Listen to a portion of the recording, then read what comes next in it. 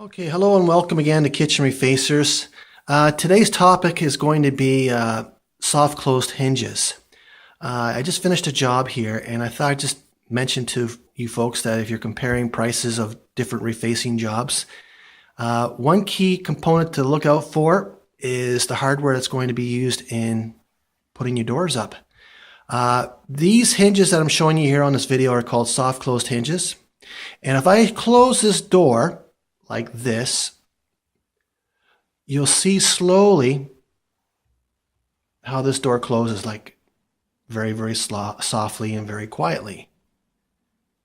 Just like that. Now, if I open the door up just a little bit, it still closes on its own, but very slowly. Now, if you go over to another type of hinge system, I'm going to go over to another cabinet. I'm going to walk over to here.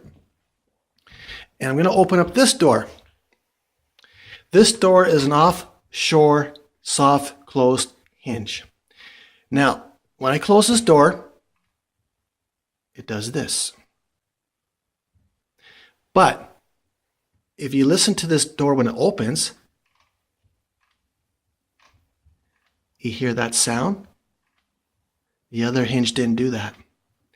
And not only that, but when this door is opened at about 20, 25, 30 degrees, the soft close does not kick in. Hear that sound? I have to open the door, even maybe more, like 45 degrees. Oh, it kicked in a bit there. But I'm just comparing how one hinge to the other can make a big difference on the performance of your doors closing.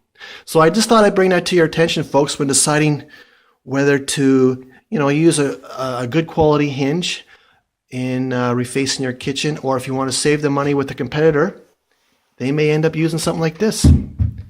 Now you tell me, does $100 make a difference to you or not? Again, thank you for watching Kitchen Refacers, and we'll talk to you again.